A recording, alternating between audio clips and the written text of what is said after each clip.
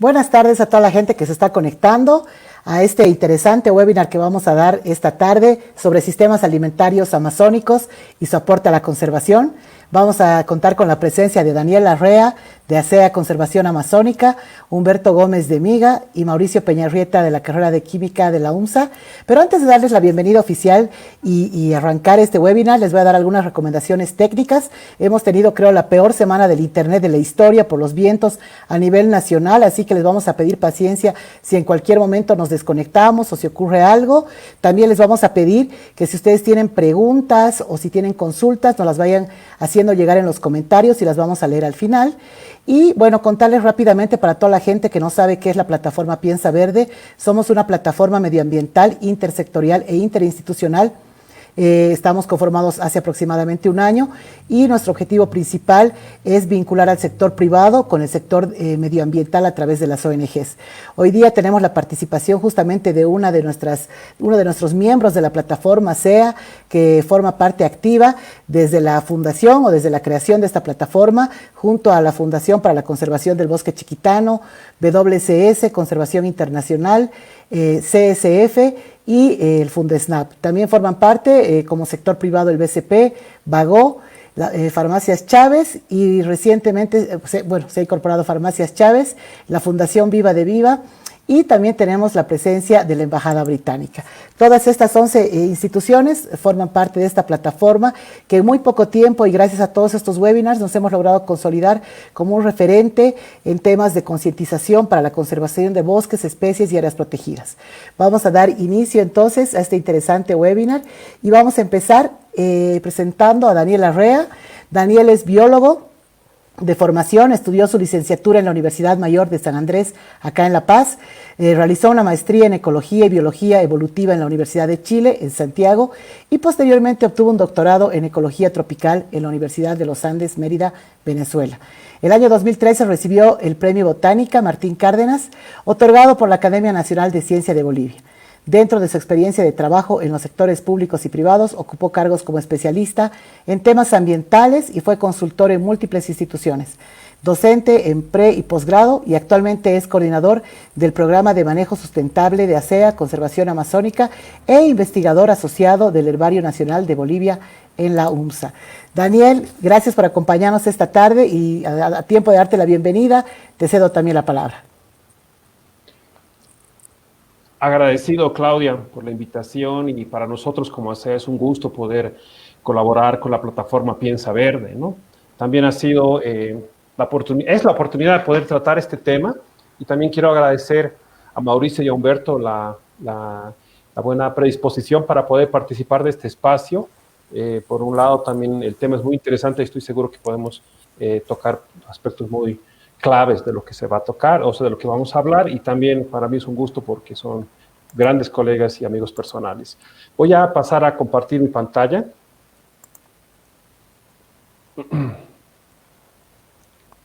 Sí, pero todavía no la vemos.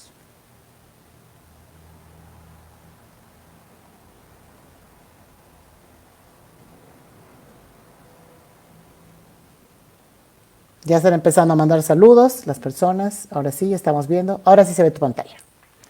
Muy bien.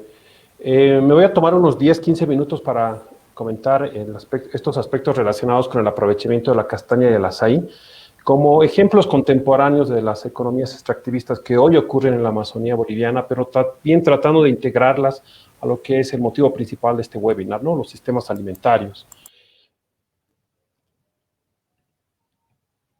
¿Aló?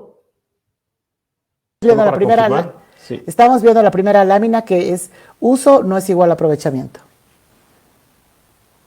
Perfecto. Quiero hacer una primera distinción para empezar el webinar entre lo que es el uso y el aprovechamiento, ¿no? Dos conceptos que parecen sinónimos y que muchas veces se utilizan erróneamente de esta forma, pero tienen conceptualmente una clara separación, ¿no? Cuando estamos hablando del uso de un recurso natural, estamos hablando de algo que está directamente relacionado con el sistema alimentario, vinculado a una familia, una comunidad, un grupo familiar mayor, etcétera, principalmente lo que es el autoconsumo, ¿no? Y cuando hablamos del aprovechamiento, puede indirectamente estar relacionado al sistema alimentario, pero principalmente está orientado a desarrollar una actividad económica. Sí, hacia el final de mi presentación quiero que hagamos una pequeña reflexión sobre estos dos conceptos, ¿no? Entonces, el tema del uso está principalmente vinculado al autoconsumo, mientras que el aprovechamiento principalmente tiene el propósito de la venta, de generar una actividad económica para el grupo que está recolectando algún recurso. Quiero llamar al recordatorio de todos estos dos aspectos que han servido y son parte de la historia de la Amazonía boliviana, lo que es la quina y el caucho, ¿no? Aunque la quina ha estado muy fuertemente relacionada a la parte andina, los bosques andinos, principalmente los yungas, el aprovechamiento de esta especie, que se dio hace ya un par de siglos, llega a abarcar, es el principio de la ocupación de la Amazonía, ¿no? Al extender la ocupación, el aprovechamiento de la corteza de este arbolito en los ríos Mamoré, principalmente, ¿no? Entonces ahí empieza una ocupación lentamente de lo que ya va a ser la Amazonía, y esto va a dar lugar a lo que después es el caucho, ¿no? Con algunas características, con un acceso abierto al recurso, había la participación y un poco complicada del tema del manejo de la fuerza de trabajo indígena, con muchos cuestionantes de por medio, y obviamente en este caso el Estado prefiere controlar lo que es el comercio. Esto da lugar a lo que después se va a dar con el tema del caucho, con una ocupación ya completa de lo que es la Amazonía boliviana, con otro sistema de ocupación y de aprovechamiento y de acceso al recurso, en este caso ya basado a través de los sistemas de barracas, que sí tienen su herencia y tienen un legado en el uso actual de lo que es la Amazonía, en nuestro caso, ¿no? Con algunas actividades como por ejemplo el habilito y también lo que es fuertemente la presencia o el uso y a veces abuso, ¿no? De lo que es la fuerza de trabajo basada en los indígenas. Eso da lugar ya más recientemente a lo que va a ser la economía de la castaña, porque hereda realmente el acceso al bosque, aparte de lo que es principalmente el caucho, y obviamente representa una fuerza económica para la década de los 80 que se va consolidando y es una realidad hoy contundentemente, ¿no? Quiero hacer referencia al nombre de la castaña, ¿no? La castaña es una especie que es descubierta en el Orinoco, allá en Venezuela, por Alexander von Humboldt en una de sus expediciones, y que coloca el nombre de la especie en honor a un químico, ¿no? A Berthollet, a Claudio Berthollet, que es el presidente de la Academia de Ciencias en París en ese momento, y hace referencia a él, ¿no? Para poder mencionar o darle el nombre de esta especie tan emblemática, tan importante para nosotros, ¿no? La castaña es esta especie, muchos de ustedes seguramente ya han escuchado de ella, para algunos de ustedes tal vez es la primera vez que la ven, es un árbol bastante grande, 30-35 metros, supera el dosel del bosque, supera esa altura y llega a ser parte fundamental del estrato emergente del bosque, produce estos frutos, estos cocos, ¿no? Que son frutos secos que pueden almacenar de 20 a 25 semillas, todas ellas tienen una cáscara que ayuda a mantener la humedad, y parte del aprovechamiento de la castaña implica desarrollar este tipo de infraestructura para poder almacenarla. Son galpones, son pequeños payoles, como le llama la gente, donde se almacena la castaña, se la seca, dependiendo de la dinámica de compra y venta que existe, ¿no? Entonces es algo que ya se ha ido consolidando poco a poco en la Amazonía. A pesar de ser una fuerza tan importante, de ser reconocida como un motor económico para la región, sobre todo para el norte de Bolivia, solamente representa el 2%, ¿no? Del Producto Interno Bruto, a diferencia de otros recursos, por ejemplo, la famosa soya, ¿no? Que está más concentrada en otra parte del país, lo que ya nos hace pensar, ¿no? Que a pesar de todo lo que se habla de la castaña, del volumen económico que representa, la cantidad de personas que están involucradas, todavía es bastante modesto en cuanto a su participación en la economía nacional, cosa que no ocurría con la quina y el caucho, por ejemplo, ¿no? En cada caso estamos hablando de 20, 30, incluso hasta el 40% de aporte a la economía nacional en los momentos en que estos recursos tenían su mayor boom. Muy bien, entonces, para el aprovechamiento de la castaña, esto no es nada nuevo. Usualmente hay una forma de organizar el aprovechamiento y está basado en esta lógica, ¿no? Tiene que haber un buen manejo del recurso, ¿no? Buenas prácticas de recolección del fruto, tiene que haber un buen secado, tiene que aumentar la calidad, porque esto va a mantener las condiciones, las propiedades nutricionales del recurso que se está comercializando. Se requiere que la gente se organice para poder vender este recurso de manera asociada, principalmente cuando estamos hablando de grupos campesinos y también indígenas. Hay que establecer vínculos con los mercados que existen a las diferentes escalas y, por supuesto, de lo que se trata es de monitorear, ¿no? Si este aprovechamiento del recurso está generando un beneficio para las personas y también ayudando a mantener todos los beneficios que provee el bosque donde crece esta especie, ¿no? Este es un mapa que muestra más o menos la propiedad de la tierra en Bolivia, pero quiero poner énfasis en lo que está ocurriendo hacia el norte, Fíjense, lo que está de color verde son propiedades tituladas colectivamente, es decir, propiedades que pertenecen a grupos campesinos, ¿no? Y lo que está de color morado son lugares destinados o con propiedad para territorios indígenas. Ciertamente, cuando hablamos del norte de Bolivia, ellos son, ¿no?, los directos propietarios de la tierra y son con quienes se está conversando la conservación del bosque amazónico y, por supuesto, lo que implica el aprovechamiento de la castaña, ¿no? Eso es distinto a lo que ocurre en otras zonas del país. Por ejemplo, fíjense en la zona de Santa Cruz, donde lo que está de color rojo muestra, ¿no?, la presencia en gran proporción de lo que son las propiedades privadas.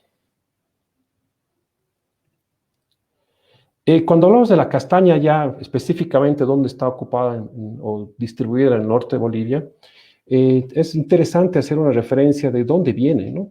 Hay ya demasiada evidencia arqueológica y antropológica también que sugiere que realmente toda esta cantidad de castaña que está presente en nuestro país es consecuencia de un proceso de transporte, es decir, ha sufrido un proceso de semidomesticación y prácticamente muchos de los árboles que podríamos haber encontrado en nuestra Amazonía son el resultado de procesos de transporte, de migración, básicamente domesticación, incluso cultivo de esta especie, ¿no?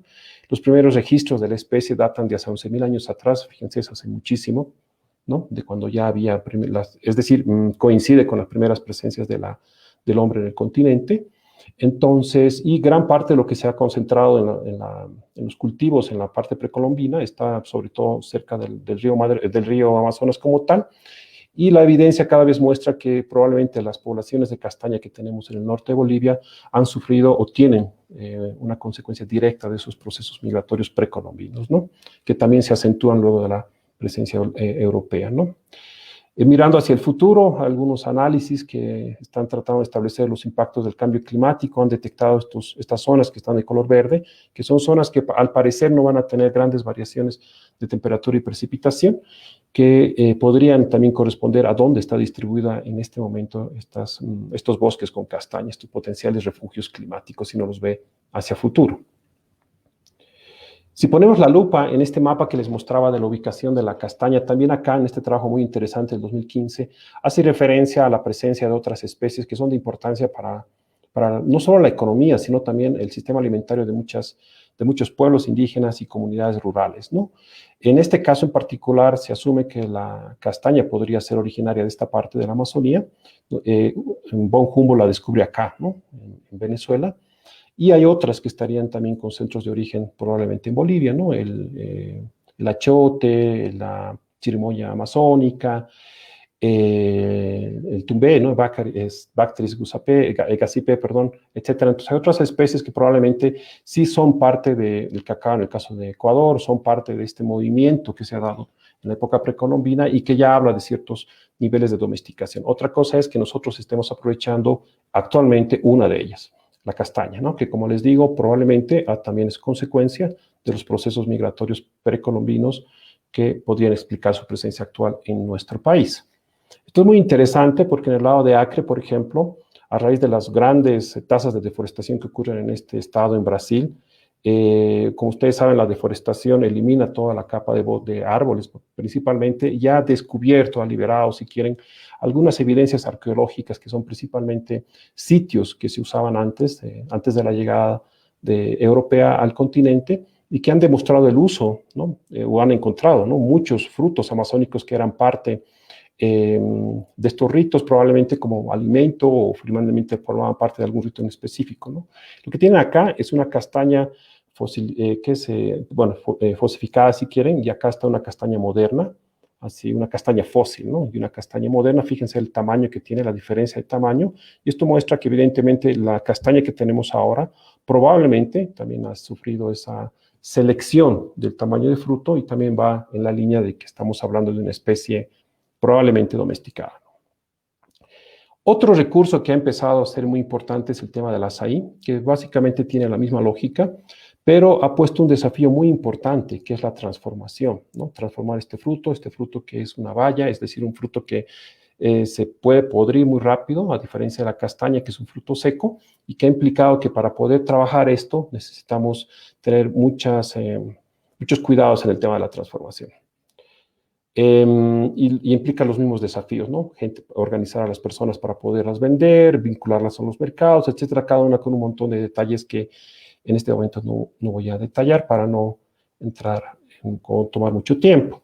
Esta es la palmerita de azaí, estos son los racimos, muchos de ustedes tal vez ya los han visto o en fotografías, es una palmera muy conspicua, solitaria en este caso, la especie que se aprovecha en Bolivia, que puede llegar igual a 20, 25 metros, y en este caso en particular es bastante distinto a la castaña porque su aprovechamiento implica el trepado del campesino o el indígena que tiene que llegar hasta el racimo donde están los frutos. En esta pintura, muy bien representada, muy artística, muestra que esta actividad sí puede ocurrir de manera, si quieren, ocasional, ¿no? Entonces la gente puede subir porque tiene el antojo para bajar el azaí y trepar. Sin embargo, eso ha cambiado cuando hemos empezado a hablar de cosechar grandes cantidades de fruto. Implicaba que el campesino o el indígena tiene que empezar a subir muchas veces para empezar a bajar el fruto. Ya no era solamente bajar una vez para hacerse un poco de jugo, ¿no? Era empezar a programar una actividad de campo que implicaba subir entre 20, 30 y hasta 35 palmeras al día para poder bajar los racimos, para poder despicar, es decir, desgranar los frutos, etc. Además de eso, las palmeras no están muy cercanas, entonces implica también que ellos tienen que trasladarse, ¿no? Lo que les muestro acá es algo que estamos trabajando en ASEA, que son arneses de seguridad para complementar el trepado, justamente para evitar muchos accidentes, ¿no? Porque obviamente en algún momento ya el cosechador, en este caso de azaí, podía sentir el cuerpo cansado y podía ser vulnerable a sufrir algún accidente, ¿no? Entonces, el aprovechamiento, en este caso del azaí, ha implicado también generar este tipo de herramientas de equipo complementario de seguridad para poder facilitar la cosecha de estos frutos, ¿no? Es algo importante de considerar. Aquí tienen fotos de los dos tipos de arnés que en este caso se han trabajado en la institución. Uno se le llama arnés de descanso porque principalmente lo que busca es que el cosechador apoye la espalda, y el otro sí tiene una línea de seguridad, una línea de vida para poder sujetar a la palmera. Entonces, lo que quería mostrarles es que la cosecha de azaí es una actividad muy esforzada en este caso, y que cuando estamos hablando de aprovechamiento, el campesino tiene que subir muchísimas veces, y para eso necesita ya implementos de seguridad. Junto con eso está todo lo que ya es la transformación, que como les comentaba es parte, en este caso, del aprovechamiento del azaí, que tiene un montón de dificultades, un montón de desafíos, pero también ha logrado un montón de avances, ¿no? Es muy importante valorar el esfuerzo que se está haciendo, sobre todo en los ámbitos rurales, por tratar de establecer estas pequeñas despulpadoras para poder proveer a sus potenciales compradores. Muchos de ellos, la demanda local ha empezado a aumentar con un fruto o una pulpa de calidad que pueda cumplir con los estándares de calidad, ¿no? Es todo un tema, un montón de asuntos que hay que tratar en esta etapa de la transformación, pero se han dado grandes avances a nivel de Bolivia gracias al apoyo de muchas instituciones y personas, ¿no? Y que en este caso en particular también, por la coyuntura que vivimos, la emergencia sanitaria tiene que insertar lo que son los protocolos y medidas de contingencia por el COVID, ¿no? Entonces, otro tema que también está implícito y es muy, muy reciente, que también nos ha obligado a mejorar algunos procesos. Muy bien. Con eso, yo creo que quería hacer una pequeña introducción a los temas que van a tocar mis compañeros, mis colegas, en esta diferencia, en esta distinción, ¿no? Una cosa es el uso, que está muy relacionado a a utilizar un recurso para directamente fortalecer el sistema alimentario de una familia o comunidad. Y otra cosa, evidentemente, es el tema del aprovechamiento, porque no tiene ese propósito. Tiene el propósito de generar una actividad económica. Sin embargo, no debería ser así. Tanto en la historia de la castaña, sobre todo, nos ha enseñado que mucho del aprovechamiento de este recurso ha ayudado a fortalecer sistemas alimentarios fuera del país. El caso del azaí tiene otro contexto, porque finalmente está empezando a alimentar los sistemas alimentarios de la gente local, de las ciudades rurales y urbanas de nuestro país. Producto de la misma dinámica que se está dando, pero es algo que no se puede perder de vista, ¿no? Finalmente esto, ¿no? Yo creo que la economía extractivista forma parte de la historia de la ocupación y la reocupación que se está dando en la Amazonía, pero a diferencia de estos commodities, entre comillas, de lo que fue la historia de la Amazonía con la quina y el caucho, la castaña y el azaí y otros potenciales recursos que se están empezando a conversar, como el majo, la palma, etcétera, se come, ¿no? Y eso es fundamental para el tema del sistema alimentario, porque no estamos hablando de cosas como la quina, que tenía un fin médico, o como el caucho, que finalmente tenía un propósito industrial. estos recursos se pueden fortalecer nuestros sistemas alimentarios más allá de ser una actividad o una oportunidad económica para los propios campesinos o indígenas que están aprovechando estos recursos. Con eso quiero terminar mi presentación y muchísimas gracias. Esa diferenciación entre el aprovechamiento y el uso, porque yo creo que mucha gente, más de la que pensamos, no tiene claro cómo funcionan estos sistemas productivos, y ha sido bastante gráfico al mostrar las fotos para que también sepamos el trabajo que viene haciendo ASEA para apoyar a las comunidades. Después seguramente vamos a comentar un poco más y intercambiar ideas, pero ahora quería presentarlo a Humberto Gómez. Humberto Gómez es biólogo de profesión, tiene una maestría en manejo y conservación de vida silvestre y estudios de doctorado en ciencias naturales para el desarrollo. Es un apasionado desde niño por la gastronomía boliviana.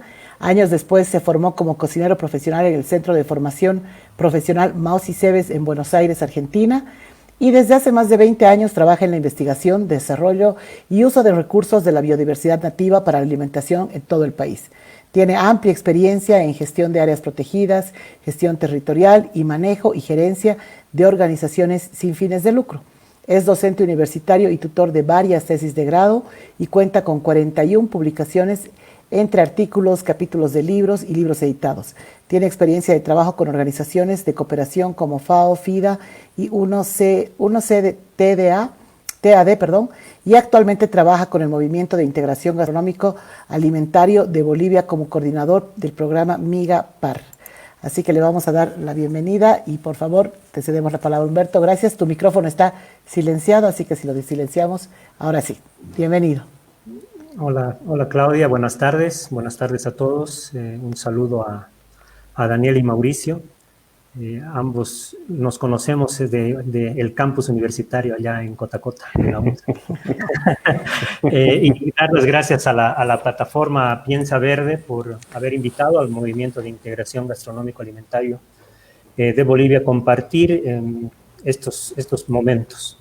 El tema sobre el cual quiero hablar con ustedes tiene que ver con, compartir. Ya te voy a avisar si se comparte bien. Ahora sí. ¿Sí? Ahora sí, muy bien. Seguramente, al escuchar hablar de miga van a pensar que vamos a hablar de un montón de recetas y cosas así. Pero para que esas recetas y esos platos y esas preparaciones y cosas lleguen a nuestra mesa, provienen de unos sistemas que tienen que seguir un largo camino. Daniel me ha precedido de una manera interesante contándonos la historia del azaí, que ahora es un producto que está muy de moda, ¿no? El cual lo consumimos por varias razones, entre ellas que por algunos beneficios que tiene para la salud por ser un antioxidante natural, contener algunos aminoácidos, vitaminas, por su sabor y bueno, porque ahora también han proliferado los negocios que están relacionados con el consumo de azaí. Pero cada vez que nosotros nos sentamos a consumir uno de estos productos, y sea azaí, sea castaña, sea copoazú, sea majo, sea cualquiera de estos que Daniel estaba mencionando cuando estábamos comenzando, es bueno preguntarnos cuál es la historia que viene detrás. Y no me refiero a la historia de la planta, sino a la historia de todo el sistema que soporta el hecho de que ese producto pueda llegar hasta nuestras mesas. En el caso específico del azaí, este es un mapita de la distribución geográfica del azaí. Lo verde oscuro es el área de distribución del azaí en el país. Y ustedes pueden ver que para que nosotros estemos degustando un helado de azaí, un batido de azaí o como quiera que sea, el largo camino que tiene que llegar es desde allá, desde el norte amazónico hasta nuestras mesas. Sin embargo, para llegar y seguir ese camino, hay un conjunto de comunidades campesinas, indígenas, que aprovechan ese recurso, que lo usan y que lo comercializan, pero estas comunidades campesinas, estas comunidades indígenas no se dedican única y exclusivamente al aprovechamiento del azaí, sino que el azaí forma parte de un sistema en el cual ellos viven. Y ese sistema está basado en el aprovechamiento y el uso de múltiples recursos que tienen a mano y que han ido adaptando y adoptando a lo largo del tiempo. Estas comunidades locales amazónicas, indígenas y campesinas, al mismo tiempo que consumen y utilizan y ahora comercializan el azaí o la almendra castaña amazónica, también consumen majo, también se dedican al aprovechamiento y al uso y a la venta del cacao, tienen sistemas agroforestales y al mismo tiempo también se dedican a la pesca y la cacería para conseguir proteína. Tienen crianza de animales menores y se dedican también al cultivo de algunos productos claves, como por ejemplo es el caso del maíz. Todos estos elementos hacen al quehacer de la vida de estas comunidades. Y el hecho de que alguno de estos productos salga de sus espacios y sus territorios y llegue hasta nuestra mesa, significa que estamos teniendo influencia desde el punto de vista del comercio sobre estos sistemas alimentarios y el impacto que nosotros como consumidores podemos tener a lo largo de este largo camino que tienen que seguir estos productos puede ser o no significativo para el sostenimiento de estos sistemas. Si bien estos elementos y estos sistemas brindan oportunidades económicas a las comunidades locales, también es cierto que el uso de estos recursos económicos a los cuales las comunidades locales pueden acceder, pueden también, en el fondo, trastornar estos sistemas alimentarios, ¿no? Es paradójico pensar que se pesque para vender pescado y luego comprar sardinas, ¿no es cierto? O es paradójico pensar que teniendo toda esta riqueza de recursos a mano, la mayor parte de la dieta de las comunidades esté basada en el fideo o esté basada en el arroz solamente, ¿no? Entonces, la modificación de estos sistemas alimentarios por el efecto que nosotros tenemos en su consumo y la integración de estos elementos y de estos productos a nuestros propios sistemas alimentarios en las ciudades, tienen que ser algo que nos llame a la conciencia en el hecho de que, por un lado, estas decisiones que nosotros tenemos como consumidores pueden tener un efecto en estos sistemas y, por el otro lado, el efecto no solamente es con el ambiente, sino con las mismas comunidades que aprovechan estos recursos. Esta es una investigación que hizo CIPCA, donde nos muestra el ingreso familiar anual de las familias en el norte amazónico, en la región de Pando, donde ustedes pueden ver que la mayor parte de sus ingresos provienen del aprovechamiento de productos forestales no maderables, castaña y otros. Otra parte del cultivo anual, como por ejemplo el arroz, la yuca, ¿no? Y otro que tiene que ver con cultivos multianuales, que en realidad estamos hablando de sistemas agroforestales. Otra parte que proviene de la actividad pecuaria, la pesca, algo de cacería, algo de aprovechamiento maderable y algo de transformación. Entonces, estas comunidades, estos sistemas de los cuales provienen estos productos y estos alimentos, como ustedes ven, son diversos, ¿no? Y no es que estas familias se dedican únicamente al aprovechamiento o al, entre comillas, cultivo, sino manejo de estos recursos. Además, cultivan, ¿no? Y cultivan productos para su consumo, arroz, maíz, yuca, plátano, que ustedes pueden ver ahí que en el caso de la Amazonía boliviana, que incluye Pando y la zona de Riberalta y Guayamerín, prácticamente son 24 millones de dólares anuales que se producen en términos de alimentos en la región. Estos alimentos que luego se distribuyen dentro de la misma región para el consumo y que son la base de la seguridad alimentaria en la región. Entonces, nuevamente, el momento en el cual nosotros nos concentramos en alguno de esos productos y las personas que conforman estos sistemas alimentarios se dedican únicamente a la producción de uno de los productos, este resto del sistema alimentario se ve afectado. Entonces, al verse afectado, varios de los elementos se van perdiendo y al final los sistemas alimentarios en esas regiones son modificados y nuestra seguridad alimentaria también corre algún riesgo.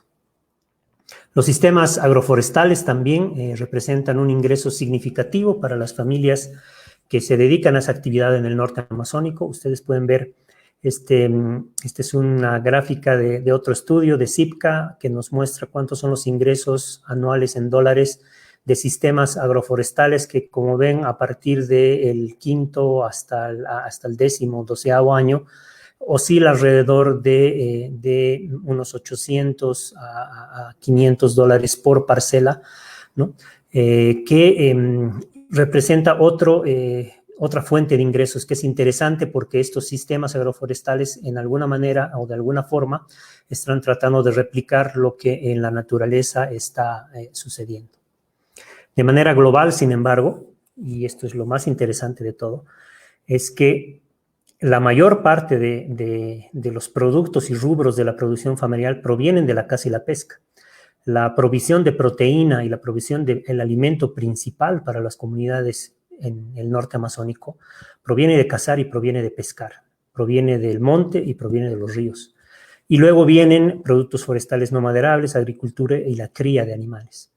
Esto significa que, voy a retroceder un momentito, estos sistemas que estamos viendo acá, estos diferentes elementos que de manera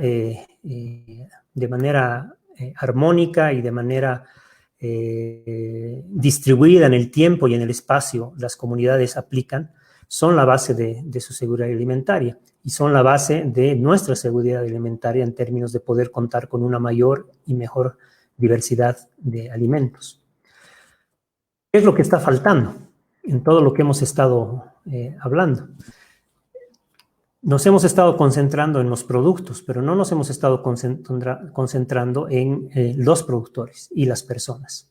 El momento en el cual yo tengo un vaso o un bol con un helado de azaí, estoy pensando solo en el azaí, pero no estoy pensando precisamente en esa persona como la que Daniel nos mostraba en la gráfica o en la fotito, que para empezar arriesga su vida subiéndose a una de esas palmeras con un arnés, ¿no? Y el largo proceso que sigue al beneficiado de ese producto para que pueda llegar hasta nuestra mesa. Lo que está faltando es que nosotros tengamos un enfoque de un sistema alimentario. Y como dice la definición que está descrita ahí, un sistema alimentario es la suma de diversos elementos, actividades y actores que mediante sus interrelaciones hacen posible la producción, transformación, distribución y consumo de alimentos. Es decir, el momento en el cual yo me estoy sentando a tomarme un helado de azaí, el momento en el cual yo estoy haciéndome un queque con harina de castaña amazónica, el momento en el cual estoy tomando leche de majo, ese momento yo estoy formando parte de ese sistema alimentario. Por lo tanto, tengo la capacidad también de modificar y de contribuir a que ese sistema alimentario sea sostenible, el consumo de los alimentos sea consciente y sobre todo nos pasemos no solamente de pensar, sino de informar acerca de esa larga cadena que sigue, que ustedes pueden ver ahí. Voy a explicarles el gráfico simplemente para mostrarles lo complejo que es un sistema alimentario, lo complejo que es el hecho de que un alimento sano, nutritivo llegue hasta nuestras mesas. Eso implica un conjunto de servicios económicos, sociales, recursos naturales, personas que se dedican tanto a la producción, a la transformación, a la distribución y a la venta de estos productos. Y finalmente nosotros somos los consumidores que estamos buscando, por un lado, una mejora en nuestra calidad de vida, pero por otro lado también tener una influencia positiva en aquellas comunidades que dedican, en este caso, al aprovechamiento de esos recursos, entendiendo la responsabilidad que para nosotros significa el consumo de estos alimentos. Pues en el momento en el que nosotros empezamos a demandar más de estos, va a haber una respuesta de parte de las comunidades tratando de cubrir esta demanda y es posible que eso a la larga contribuya a que esos sistemas alimentarios que dependen también sean modificados de alguna manera.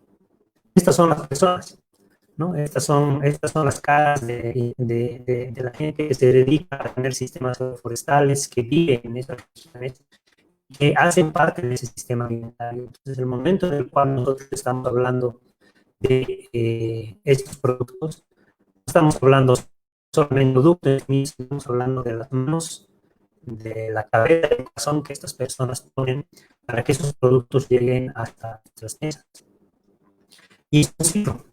Los sistemas alimentarios son cíclicos, no se terminan en nuestro consumo, sino La producción que debe estar basada en la disponibilidad, y es un elemento súper importante cuando nosotros estamos hablando de estos productos dependen de su disponibilidad en el ambiente, dependen de los factores de consultividad. Tenemos que estar conscientes de que no todos los productos están disponibles durante todo el año. Dependen de un sistema de almacenamiento, de elaboración, envasado, una venta, luego la disponibilidad de un acceso físico, acceso económico, que es podernos tener dinero para poder acceder a estos recursos que para la gente que vive en estos sistemas son casi gratis. La promoción, publicidad, información y calidad y inocuidad de los alimentos que vuelve hacia el sistema de producción. Hace poco, Daniel, creo que nos puede ilustrar mejor, surgió todo este tema acerca de la posibilidad de contagiarse, por ejemplo, de chas a través del consumo de aceite. Luego, creo que he visto publicaciones inclusive de Daniel donde no se desmentía, pero se explicaba que la probabilidad de que eso sea es bajísima. Sin embargo, el hecho de que nosotros como clientes finales y consumidores finales de un producto que sea de calidad y nutritivo, fijamos ciertos estándares, retroceden en ese círculo y en ese sistema alimentario, que permite que al aumentar calidad también los recursos a los cuales las personas van a poder acceder a través del aprovechamiento también sean mayores. Sin embargo, tomemos en cuenta siempre que el efecto mayor que nosotros estamos buscando, o uno de los efectos que estamos buscando es tener un efecto sobre estas personas, sobre las personas que preparan los alimentos, sobre las personas que están viviendo en aquellos lugares, sobre las personas que van y tienen que mantener sus sistemas alimentarios. ¿Por qué van y tienen que mantener sus sistemas alimentarios? Porque el hecho de que ellos y ellas, además, algo importante que decir, la cocina de Bolivia tiene cara de mujer, ¿no? Son las mujeres las que dominan y las que usan y son las que tienen el conocimiento de la historia de la cocina en los lugares. Y ellas son las que saben para qué se utilizan, cuándo se utilizan, cómo se utilizan diferentes productos. Entonces, en el momento en el cual nosotros, a través de nuestro consumo y a través de nuestras compras, tengamos un efecto positivo sobre estos elementos, para que esas cocinas regionales se mantengan y a través de ese mantenimiento, el medio de vida de la gente se mantenga, y por lo tanto todos los elementos que hacen ese sistema se mantengan, entonces vamos a tener un efecto positivo. No suceda que volvamos a estos productos commodities, que no suceda que se tal la demanda que nosotros tenemos de azaí, que de pronto todas estas personas se dediquen a cultivar, ¿no? Y en vez de tener campos de arroz y campos de soya, tengamos campos de azaí por la demanda de un mercado que luego termina en ¿qué? Termina en que estas personas tienen sistemas alimentarios deficientes, tienen una dieta que es mala, por lo tanto una salud que es mala y una calidad de vida que es también mala. Todos estos son los actores que tienen que ver con una cadena, que tiene que ver con este caso el azaí, ¿no? Un conjunto de instituciones, un conjunto de asociaciones de productores, de personas, de intermediarios, transportistas, restaurantes, snacks. Todos estos actores tienen que ver con el sistema alimentario. Entonces, el consumo responsable y el consumo consciente de los productos que nosotros debemos hacer tiene un efecto positivo o tiene un efecto negativo en lo que nosotros podemos hacer a largo plazo. Y ese efecto positivo y ese efecto negativo tiene a la larga un impacto. Y ese impacto tiene que ver con todos los elementos y todos los componentes que hacen a la cocina. Esta es la única diapositiva que tiene un montón de texto, pero es importante que lo entendamos porque desde MIGA nosotros entendemos que la cocina es un sistema alimentario complejo.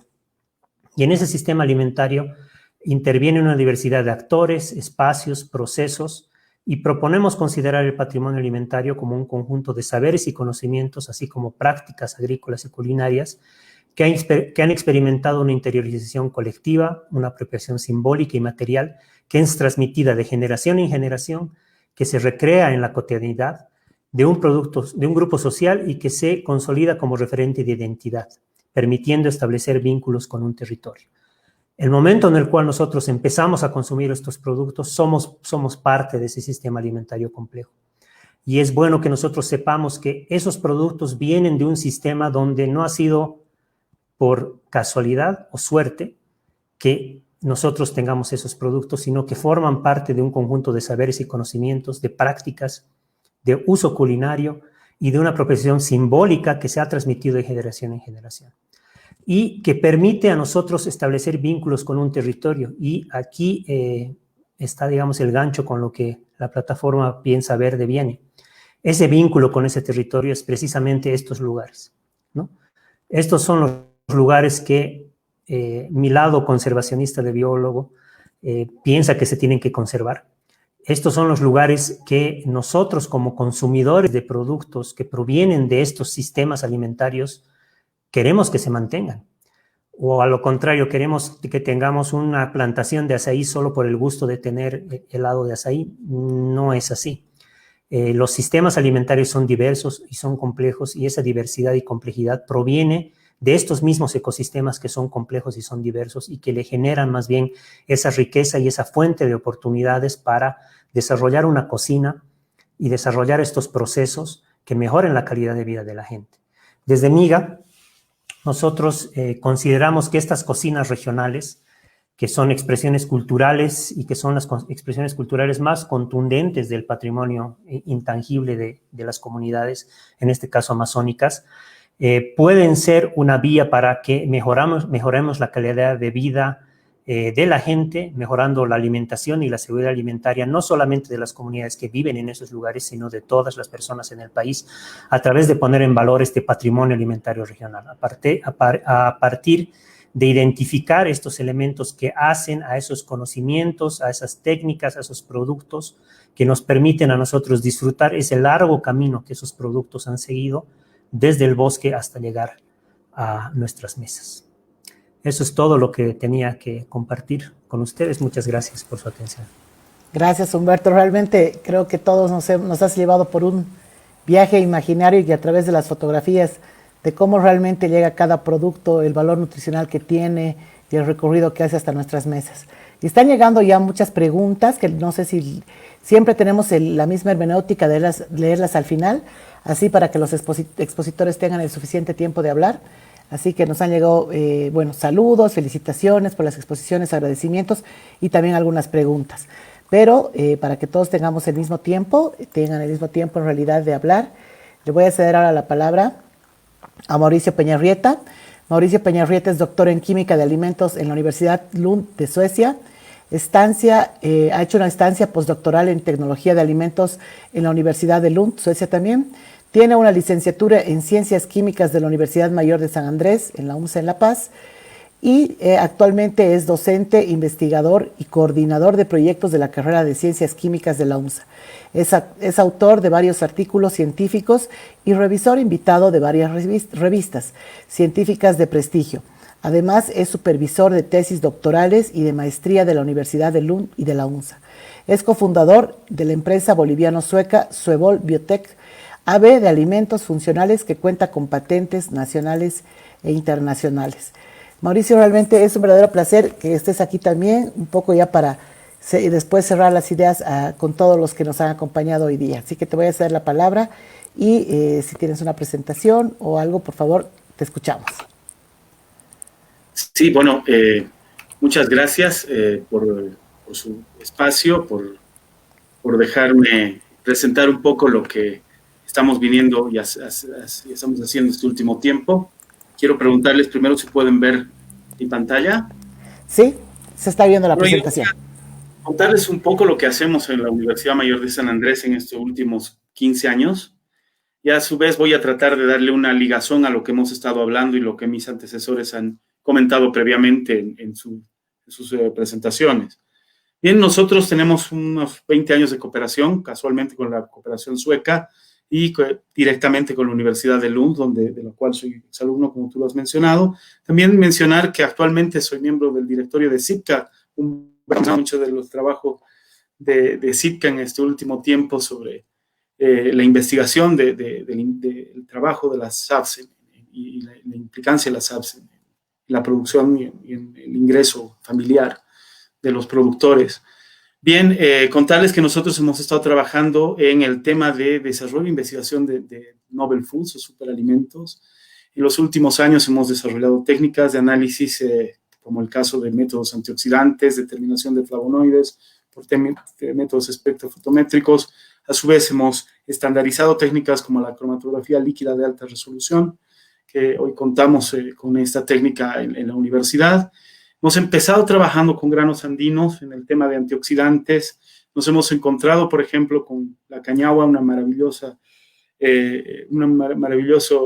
grano andino que tiene antioxidantes muy comparables a nivel internacional con otro tipo de cereales y otro tipo de granos. Hemos podido ver cuáles eran los compuestos antioxidantes responsables de esta actividad, y hemos encontrado, por ejemplo, moléculas como el ácido vanílico, que es un precursor de la vainilla, ¿no? Y no es casual que, como Humberto nos comentaba, ¿no? Esa tradición de consumir la cañagua, por ejemplo, en bebidas como el jugo de cañagua, tiene una relación directa con esta molécula, que también es un antioxidante importante y que le da un sabor muy refrescante a la bebida de cañagua. Fruto de esto hemos logrado publicaciones internacionales sobre la cañagua, quizás de las primeras hechas en Bolivia con cooperación sueca en revistas indexadas. También hemos trabajado con frutillas de altura. Esta es una colección que hemos encontrado a 3.000 metros de altura, Fragaria vesca, con niveles interesantes. Hemos hecho estudios también sobre tubérculos andinos. Entonces, hemos publicado sobre la oca. Los antioxidantes presentes son estos colores rojos que ustedes pueden ver ahí. Hemos hecho un trabajo muy interesante sobre el chuño, ¿no? Es un método tecnología de alimentos milenario que utiliza el medio ambiente, un método amigo del medio ambiente que utiliza las condiciones atmosféricas del invierno para poder generar una producción impresionante y de conservación de estos alimentos, de las papas. Si ustedes pueden ver, esto no es un bloqueo, es una foto de cómo se va haciendo chuño en el altiplano durante el invierno paceño. No voy a entrar mucho en detalle por el tema tiempo, y hemos podido ver que los antioxidantes presentes en las papas, que son muchas moléculas, también van quedando en el chuño. Eso lo hemos podido publicar también a nivel internacional. También lo hemos publicado en un libro sobre papas, porque creemos que, si bien nos hablan de que el consumo de antioxidantes es importante y que consumir frutas es importante, pero si vamos al punto de vista nutricional, nosotros somos un país que consume mucha papa también, y nuestras papas tienen antioxidantes muy importantes, especialmente en sus colores, como pueden ver en esta diapositiva. Estos colores en las papas de color son antocianinas, son similares a las moléculas que tenemos también en el azaí. Voy a entrar después a mostrar esto, o en el vino, y tienen propiedades antiinflamatorias muy importantes. Este es un artículo que hemos publicado en abril, en Potato Research, en el que hemos podido ver el contenido proteico de 52 variedades de papa en el altiplano boliviano, y realmente con datos muy interesantes desde la química de estos alimentos. También hemos trabajado con nuestras uvas y vinos de Tarija. Hemos podido establecer estadísticamente que hay mayor resveratrol en las uvas que crecen en la altura, y mayor resveratrol, por ende, en los vinos bolivianos comparados con vinos sudamericanos de las mismas especies vitivinícolas. Luego nos hemos adentrado a estudiar propiedades más complejas, como propiedades macromoleculares. Esta es una técnica de análisis muy compleja que se llama Symmetrical Flow Field Flow Fractionation, es conocida como F4 para que no sea un trabalenguas. Es una técnica que establece y nos da la posibilidad de ver las macromoléculas, ver cómo las proteínas interaccionan, cómo los carbohidratos, los almidones tienen diferentes tipos de interacción en la preparación de los alimentos. Y desde el año 2015 tenemos un Asymmetrical Flow en la universidad. Es el único en Sudamérica, era el primero en América Latina en el 2015. Hemos podido hacer trabajos muy interesantes, como estudiar la panificación y sus procesos, y estudiar a la marraqueta. Esto lo hemos publicado el año pasado en Food Chemistry. Primero reivindicando, ¿no?, un pan tan específico, tan especial, que es fruto de nuestra cultura también, y de la influencia de la altura muy importante para los paceños y para los bolivianos.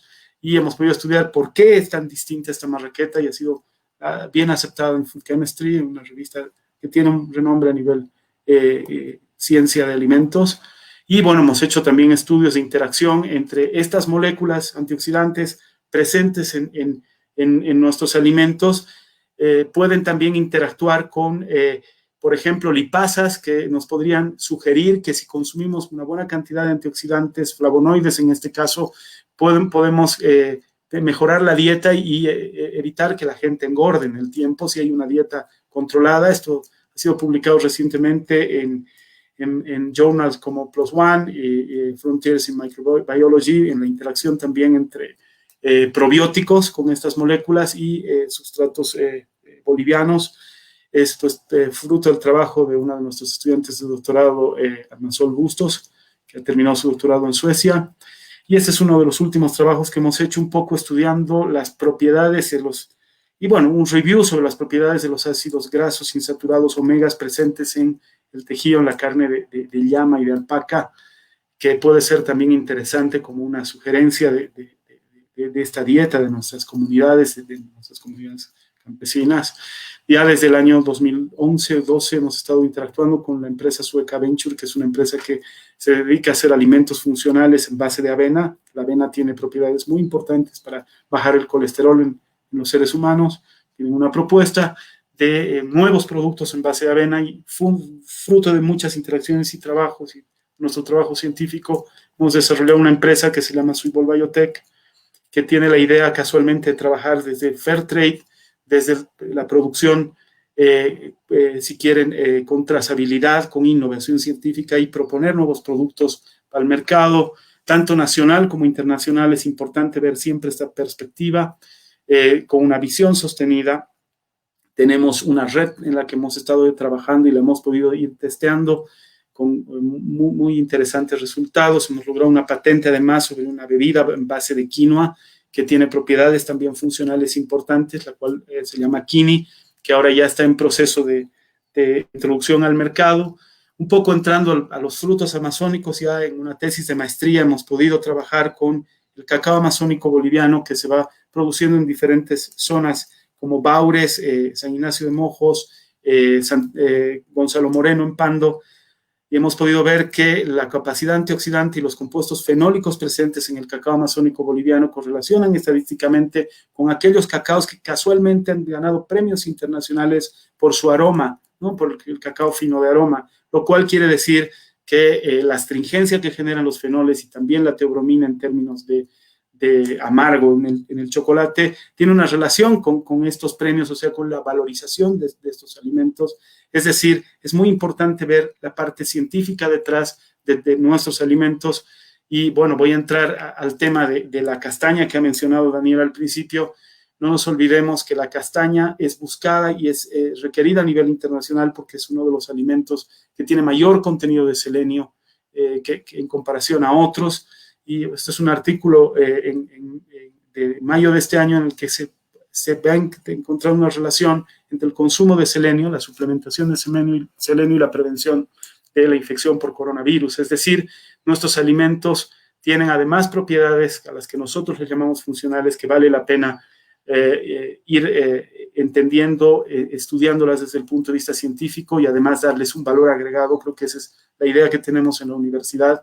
Y aquí otro ejemplo también que Daniel me ha proporcionado justo sobre estos clinical trials que se están haciendo justamente de pruebas de mejorar el sistema antiinflamatorio en nuestro organismo frente a la infección del coronavirus con azaí, lo cual nos dice el potencial que tenemos en los frutos amazónicos desde el punto de vista químico. Como les digo, en el último tiempo, y más aún con la infección actual del coronavirus, la visión que vamos a tener frente a nuestra alimentación, tanto local como a nivel mundial, va a ser volcarnos a buscar aquellos alimentos que tengan un impacto directo en nuestra salud.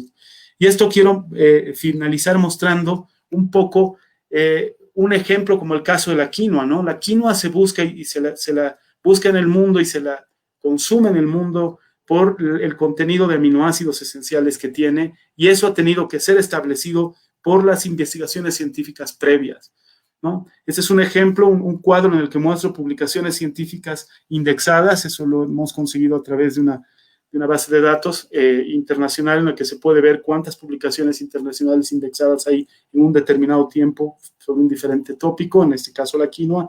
Si ustedes pueden ver en azul, hay un crecimiento ya desde los años 80 sobre la quinoa en términos de sus propiedades, tanto químicas, científicas, en composición de alimento, etcétera, etcétera. Y luego de un crecimiento en las publicaciones, las exportaciones bolivianas han tenido un efecto ¿no? Y esas han sido mayores a partir de un salto científico inicial sobre las bondades de este alimento, ¿no? Por eso creemos que es importante tener una base científica de nuestros alimentos.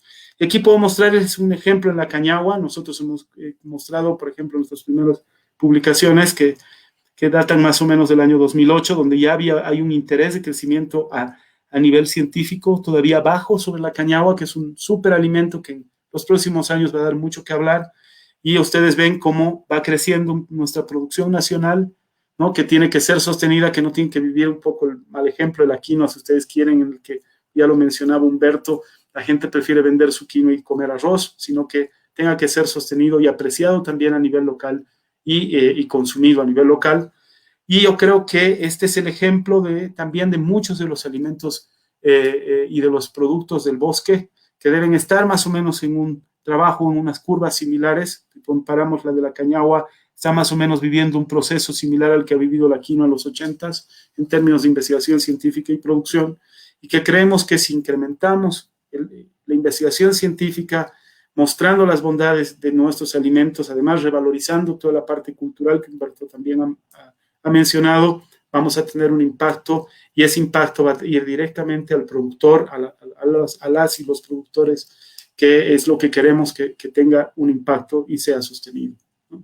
Bueno, no quiero aburrirles más con moléculas químicas, quiero agradecerles por haberme escuchado. No sé si tienen algunas preguntas. Muchas gracias. Gracias a ti, Mauricio.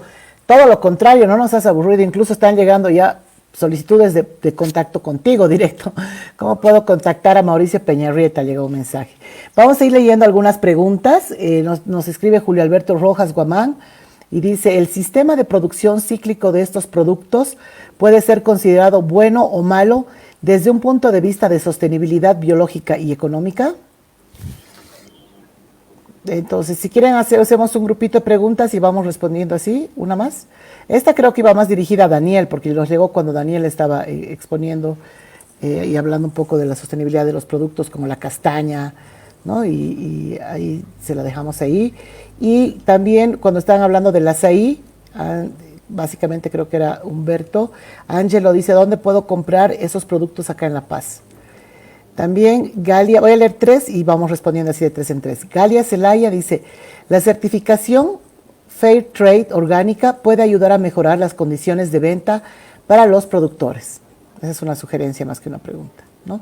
Entonces, no sé si tú, Daniel, primero quieres responder la pregunta que habla acerca de la sostenibilidad medioambiental y financiera y económica.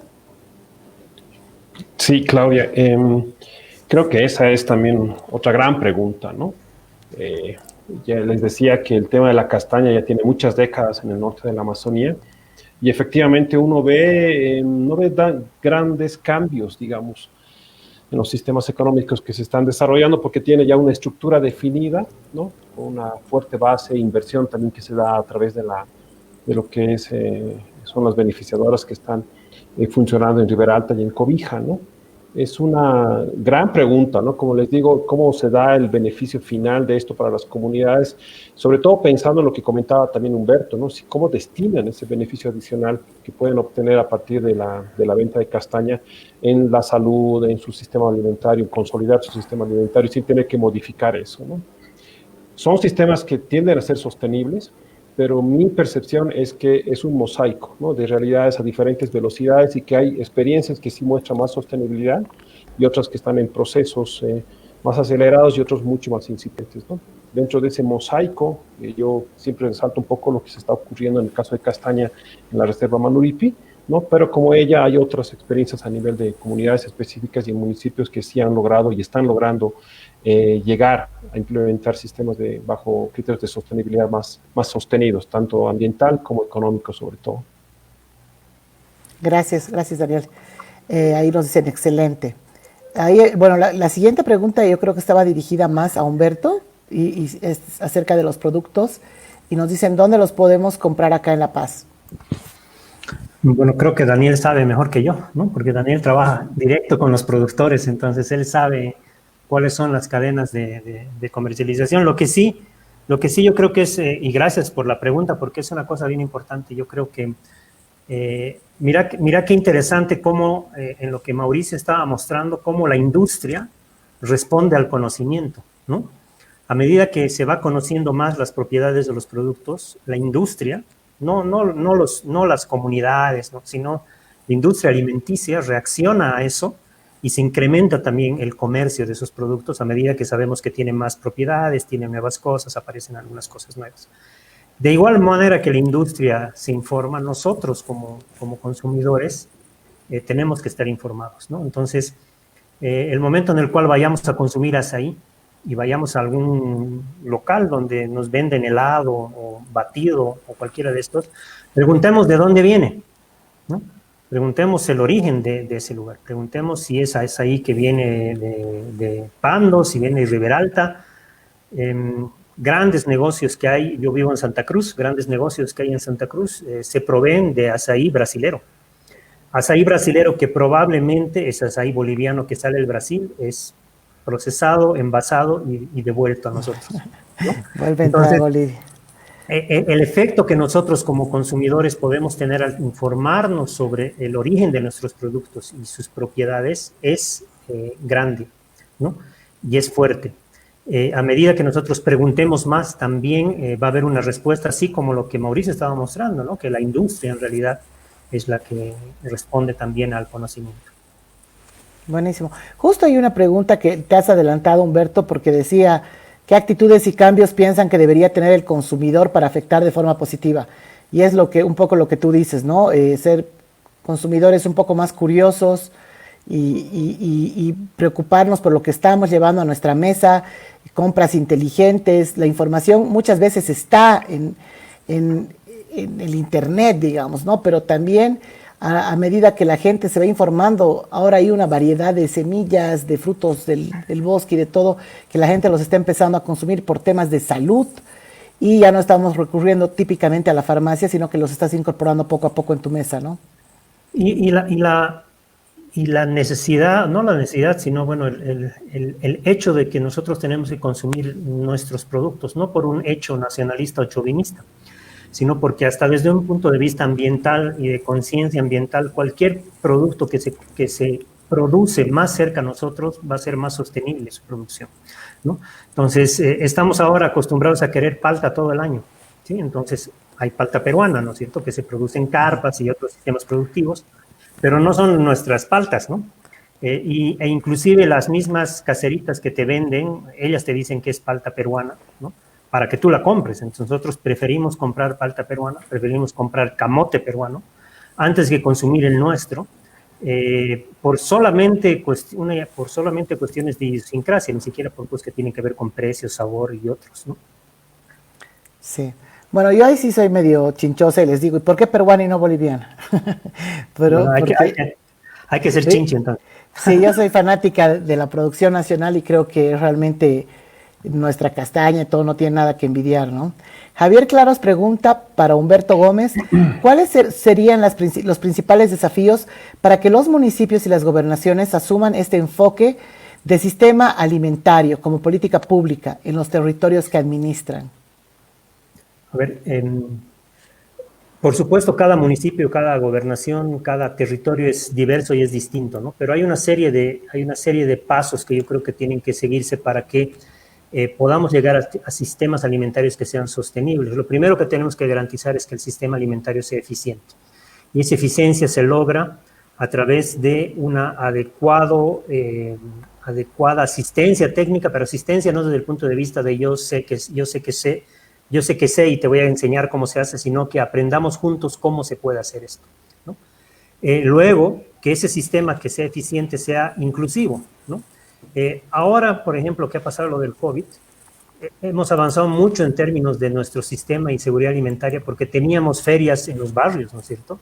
Inmediatamente se ha reducido el COVID y lo que ha hecho la alcaldía ha sido salir y sacar a todas las caseritas y todo, porque no queremos un mercado en la ciudad y hemos vuelto a comprar en el supermercado. Hemos dejado de tener un sistema que sea inclusivo. El tercer elemento es que sea un sistema que sea sensible a la nutrición. Una cosa que yo creo que tenemos que preguntarnos es si nos estamos alimentando o nos estamos nutriendo, ¿no? Y siempre he dicho, oye, si se tratara solo de nutrición, entonces deberíamos nomás tener batidos, ¿no? Y estar echando batidos con un compuesto, una composición básica y ya, pero no se trata de eso, ¿sí? La suma de esa eficiencia, el ser inclusivo y la sensibilidad en términos de nutrición y por lo tanto tener una cultura en cuanto a la nutrición va a determinar que los sistemas productivos sean sensibles y sostenibles, perdón. Y estos 3 elementos yo creo que son los elementos primordiales en los cuales gobernaciones, municipios deberían concentrarse para fomentar que haya sistemas alimentarios más sostenibles. Gracias, Humberto. Había ahí una persona que nos saludaba desde el Perú. Por si acaso no tenemos nada contra las paltas peruanas, quiero aclarar que igual amamos toda la comida peruana, solo que estamos hablando de un tema de sostenibilidad y producción, y es obvio que mientras más cercano esté tu producto, va a ser más sostenible, y mientras el consumidor lo prefiera también. Hay varias consultas que están llegando para Mauricio acerca de la presentación. Dice Mauricio, ¿dónde podemos conseguir esta información? Hay varias preguntas consultando el acceso de la información que has presentado. Aunque no creas, todos estábamos, no has aburrido a nadie con tus puntitos y todo, porque realmente eso es lo que cada día más gente quiere saber, ¿no? Lo que estamos poniendo en nuestra mesa, lo que estamos poniendo en nuestra boca sobre todo, ¿no? Y lo has mostrado de una manera muy didáctica y la gente quiere saber dónde puede encontrar esta información. Sí, bueno, nosotros estamos en la universidad, en el campus universitario de Cotacota, en la calle 27, cuando quieran nos pueden visitar, ¿no? Las publicaciones son indexadas, lastimosamente en muchas revistas se puede pagar para el acceso, sin embargo, si alguien me escribe voy a dejarles mi correo, yo encantado les puedo participar los artículos, alguna información.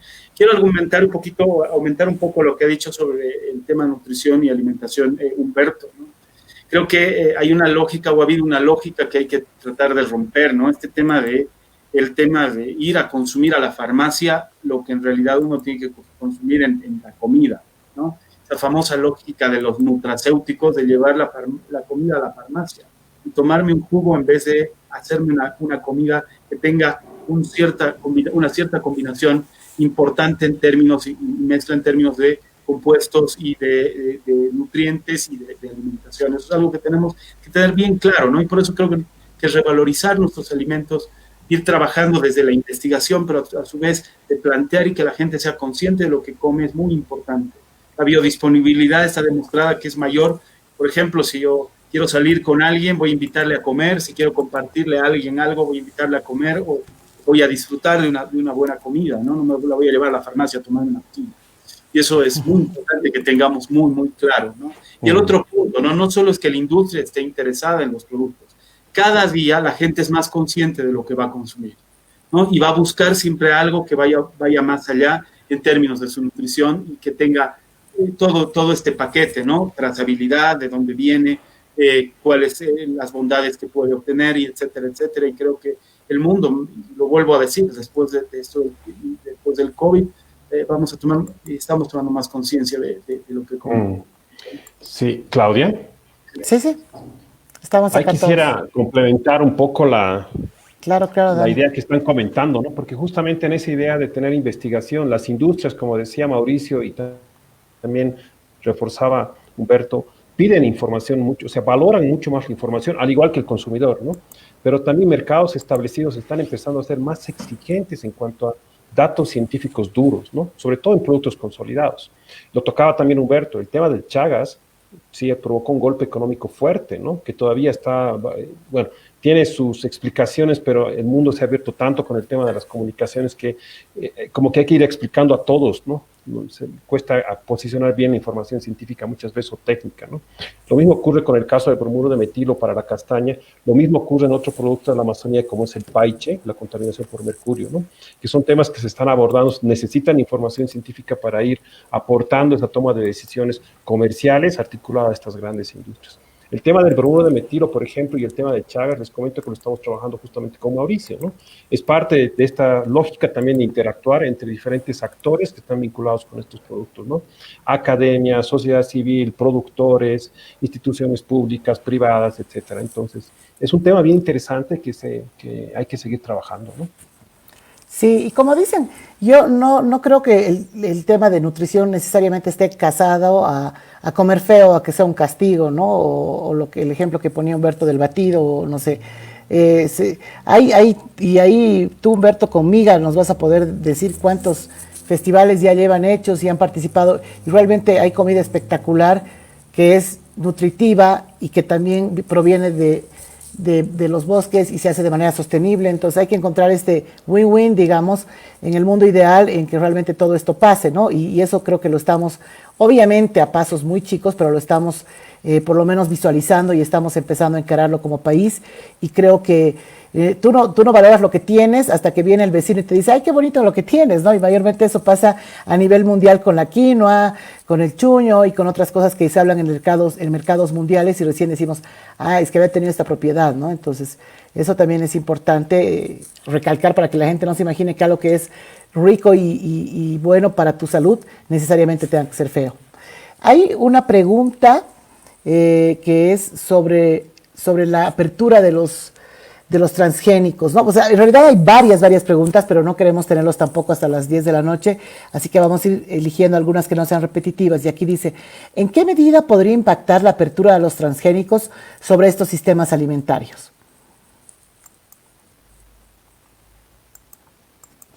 Yo comienzo, breve. Sí.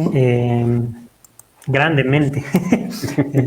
A ver, nos están vendiendo el discurso de que los transgénicos nos van a ayudar a tener una mayor productividad de alimentos que son la base de nuestra seguridad alimentaria.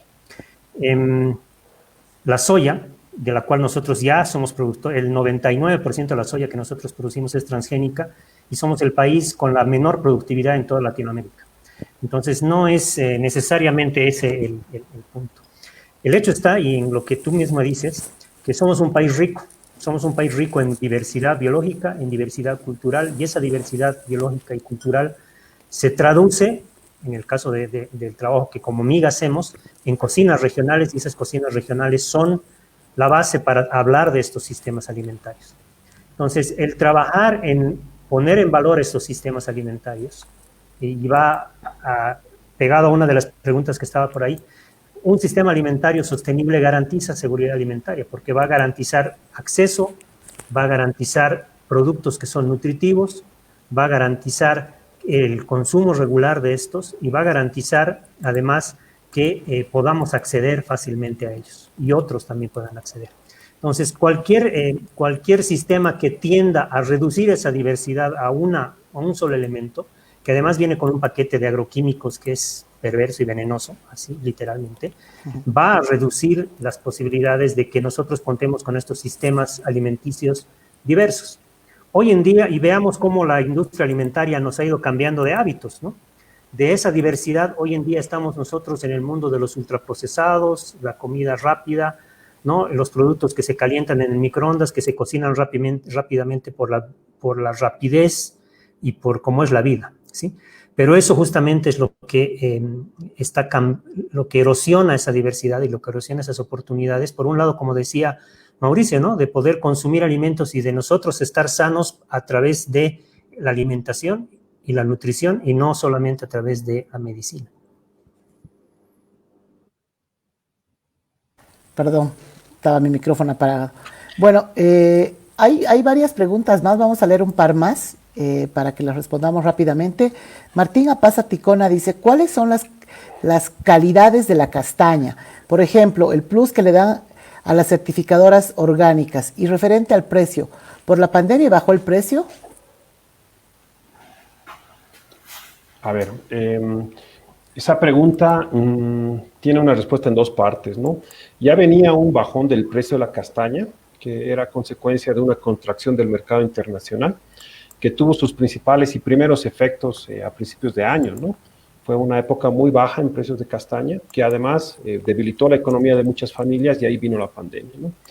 Lo que sabemos en general es que posiblemente esa contracción del mercado se ha acentuado todavía un poco más o tiene todavía diferencias por el tema de la pandemia. Entonces, probablemente esta siguiente zafra que viene tengamos un escenario todavía algo moderado, un poco bajo en cuanto a precios, pero todos estamos expectantes a que no sea así.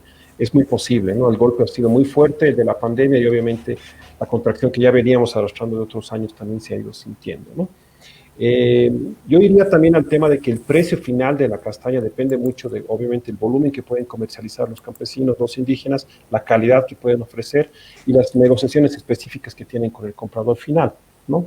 Lo que sí creo que es importante es cómo ellos están administrando ese dinero, más allá de lo que tienen que comprometer como parte de la venta, sino justamente lo que estamos hablando ahora, el sistema alimentario, ¿no? Cómo distribuyen esa liquidez en poder mantener un sistema alimentario con los usos y costumbres que ellos tienen, sin tener que insertar necesariamente otro tipo de proteína, ¿no? Por ejemplo, pollo, ese tipo de cosas en algunos casos, sobre todo en ciudades o en localidades que están muy cercanas a centros urbanos grandes. Ese creo que es una gran pregunta que requiere investigar y creo que las investigaciones que mostraba Humberto, que están realizadas por CIPCA, pueden ir también en esa dirección y probablemente vamos a tener resultados de ellos, ¿no? Buenísimo, gracias. Hay una pregunta para Mauricio acerca de si hay alguna investigación que ustedes hayan hecho acerca de los transgénicos, Mauricio. No, en realidad no hemos trabajado con transgénicos, si bien tenemos una parte que trabaja con la parte genética, hemos estado trabajando en otro tipo, técnicas de biocontrol, por ejemplo. Creemos que he visto algunos trabajos que se han hecho en términos de transgénicos, ya lo dijo Humberto, ¿no? Bolivia en realidad tiene este paquete soya glifosato, ¿no? Algunos estudios que he visto en realidad son el tema del impacto del glifosato en ríos, agua, tierra, ¿no? Pero no, nuestro laboratorio se encarga y nuestro proyecto en realidad tiene la base de revalorizar nuestros alimentos. Pero un punto para aumentar, ¿no? Que hay que marcar, o sea, gran parte, casi todo lo que consumimos viene de los productores, el pequeño productor, ¿no? Si vemos en el caso de los transgénicos, la producción es directamente la soya que se exporta en su mayoría, que tiene fines inclusive de alimentar, ¿no? Qué sé yo, ganado, otro tipo de cosas, la torta de soya, aceite, pero en la realidad, si vamos a hablar del impacto de los productos que nos alimentan, estamos hablando del pequeño productor, el productor del bosque, los pequeños productores y la economía familiar, que creo que para mí es importante revalorizar. Y otro punto, ¿no? Nosotros no estamos en contra de la biotecnología, nosotros creemos que la ciencia ha desarrollado muchas cosas, pero los transgénicos son quizás una parte muy pequeña que tienen estos paquetes, que tienen más una visión económica de ampliar la frontera agrícola con otro tipo de visión, qué sé yo, mucho más, no, ¿cómo les diría? No amigable con los productores, no amigables con el medio ambiente, y es algo que se debería replantear. Pero muchas veces se llega a la discusión del tema, yo diría hasta fundamentalista, entre el tercer ojo que te va a salir por consumir transgénicos o no. Pero yo creo que la discusión no es esa, sino es la filosofía y el modelo de desarrollo que vende este tipo de procesos. Entonces, sí ha sido claro. Súper, Mauricio. Vamos a ir ahora sí con la última pregunta que nos hace llegar Brenda Araujo y nos dice, considerando que la conservación se puede avivar a través de la educación de la niñez, ¿qué podemos hacer desde la educación formal y educación en las escuelas para fortalecer las prácticas culturales de los sistemas alimentarios amazónicos? Pues hay que dar clases de nutrición. ¿Ah? Es fundamental. En ninguna escuela, en ningún colegio nos enseñan a comer bien. El acercamiento al comer en la escuela es la hora del recreo, ¿no es cierto? En el que uno va a la tienda y se compra, no sé, dulces y otras cosas, pero no hay una educación en términos de nutrición y la alimentación. Entonces, el momento en el cual tú eliges cómo alimentarte y qué cosas son buenas para tu salud, las decisiones las tomas por influencia del medio y por influencia de empresas, industrias que están interesadas en vender sus productos. Entonces, de parte nuestra, amiga, aparte lo que tiene que ver con la educación ambiental y todo eso es nutrición, y esa nutrición viene con el origen del producto y de dónde vino ese producto y por qué ese producto es como es. Y yo voy a terminar, porque sé que ya vamos a cerrar con ese mensaje importante, o sea, todo producto viene de algún lugar y el mantenimiento de ese sistema, un sistema mantenido va a hacer que ese producto sea mantenido y nosotros podamos seguir disfrutando y gozando de su consumo. Entonces, si rompemos esa cadena, perdemos todo. Gracias. Gracias, Humberto. Creo que hay bueno, para todas las preguntas que nos están llegando, nosotros siempre después tratamos de responderlas en los comentarios o pasárselas a los panelistas para que la gente no se quede con esta duda y los aproveche al 100%. Nos han llegado realmente muchísimas preguntas, lo cual quiere decir que para este tema podríamos haber tomado mucho más tiempo y quiero agradecerles por eso, porque de verdad la gente, hasta que tú no lo pones así de claro, así de vinculado y decir, esta es la parte científica, esta es la parte de sostenibilidad, esta es la parte alimentaria o nutricional, tal vez la gente no lo visualiza, no visualiza este vínculo que tenemos los citadinos con el bosque, y tratamos nosotros, como esta serie de webinars se llama Fans de la Naturaleza, tratamos de ponerlo así, para que la gente lo entienda, lo digiera así de rápido y le quede claro que si nosotros también, en la medida que nos eduquemos, porque tal vez también estamos esperando que nos llegue todo, curiosemos, googlemos y busquemos, nos vamos a ir enterando de todo esto, y vamos a exigir este tipo de productos para consumirlos y que también tengan un mayor mercado, porque de eso se trata, ¿no? Hay mucha gente que a veces dice, es que es muy caro, pero son pequeños productores, ¿no? Y obviamente cuando trabajen seguramente a mayor escala, ese precio también va a bajar. Pero si nosotros no consumimos de manera sostenida tampoco, y compramos alguna vez, no va a pasar. Entonces, llamar también a la reflexión a toda la gente que nos está viendo acerca de consumir estos productos del bosque antes que después se vuelvan más famosos y los empiecen a exportar y aquí adentro los extrañemos, como ha pasado con la quinoa y otros productos en una temporada. Les voy a ceder la palabra para que se despidan. Agradecerles, de verdad, ha estado súper interesante. Creo que todos hemos aprendido muchísimo, Daniel, Humberto, Mauricio, por las presentaciones enriquecedoras, breves y concretas. Así que, si quieres, empezamos en el mismo orden contigo, Daniel. Sí, gracias, Claudia. Quiero agradecerte nuevamente a ti, a Piensa Verde, también a Mauricio y a Humberto por animarse a participar de este espacio. Quizás mi reflexión final es también sobre la base de lo que hemos comentado. Es necesario acercarnos a los productores, ¿no? También vincularnos más. Hay iniciativas, ¿no?, de plataformas que se dan tanto en la ciudad de La Paz como en Santa Cruz, que están también bastante consolidadas, de acercar al productor con el consumidor. Y creo que también se trata de valorizar eso, ¿no? Más allá de todo lo que hemos hablado que está también sucediendo en los ambientes rurales, la forma urbana de acercarnos a esto es sensibilizarnos a través de vincularnos con estos espacios de articulación con los productores de manera directa, ¿no? Creo que es algo muy importante y ojalá a partir de este webinar que hemos compartido, bueno, se incrementen las visitas a estos espacios. Gracias, Claudia. Gracias, Daniel, a ti. Le cedo la palabra a Humberto. Bueno, agradecer primero a Piensa Verde y a SEA por haber invitado a Amiga a participar y compartir con ustedes estos momentos. Un saludo grande a Daniel y Mauricio, gusto de verlos, como siempre. Para nosotros el alimentarse es un hecho político, es una decisión que uno toma cada día. Entonces, los invitamos a que cuando ustedes decidan alimentarse, como dice ahí, piensen, no solo verle, sino piensen, ¿no?, en el origen, el camino que ha seguido ese producto para llegar hasta su mesa y en que esas decisiones que ustedes están tomando tienen implicaciones en el ambiente, en la gente y en los sistemas alimentarios. Gracias. Gracias, Humberto. Mauricio. Bueno, muchas gracias a Piensa Verde, a SEA, compañeros de panel y a ti. Bueno, ha sido una linda experiencia contarles un poco lo que hacemos, invitar a todos a que nos visiten, que vean que detrás de nuestra alimentación hay una ciencia muy importante, muy interesante, y Bolivia tiene mucho que decirle al mundo, ¿no? Y eso, ¿no?, volver a recalcar que debíamos ser más conscientes de aprender lo que vamos a comer, aprender de nutrición y aprender de los productos, y eso, y buscar mayor diversidad en nuestra alimentación. Nada más, y cuando ustedes quieran, me pueden ubicar en la universidad, y les agradezco nuevamente. Gracias.